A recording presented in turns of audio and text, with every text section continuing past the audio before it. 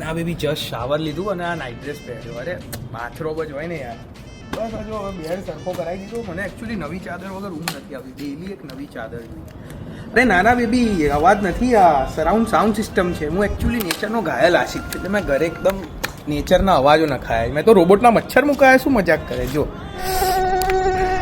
આવ્યો ને અવાજ. ના ના ઓફકોર્સ પ્રાઇવેટ રૂમ છે મારો. Just a second. ઓ કાકા પેલી પાળીએ હું તો રોજ તમારો બાપુ રેલો અહીંયા આવે.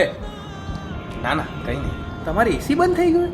ઓ માય ગોશ, એસી વગર તો રહેવાય જ નહીં. નોટ ગોના લાય, નો કેપ. ના ના અમારે તો સેન્ટ્રલી એસી છે એકચ્યુઅલી. ઉનાળામાં ઠંડક, શિયાળામાં ગરમી અને ચોમાસામાં મમ્મી ભજીયા બનાવે ને તો થોડો ભેજવાળો વાતાવરણ. અરે નાના મારા રૂમમાં તો બહુ જ હવા ઉજાસ છે. Too much of ventilation. Actually 10-15 લોકોની આઈ મીન બેડ તો આરામથી લાગી જાય. સવાર ઉઠવાનું તો કેવું છે બેબી? સન ટેમ્પલ ખબર છે ને? સુરતની પહેલી રે ભગવાનના મોઢા ઉપર પડે. મેં બી સેમ એવું સેટઅપ કરાવ્યું. સવાર ઉઠું એટલે પહેલી જ રે મારા મોઢા ઉપર.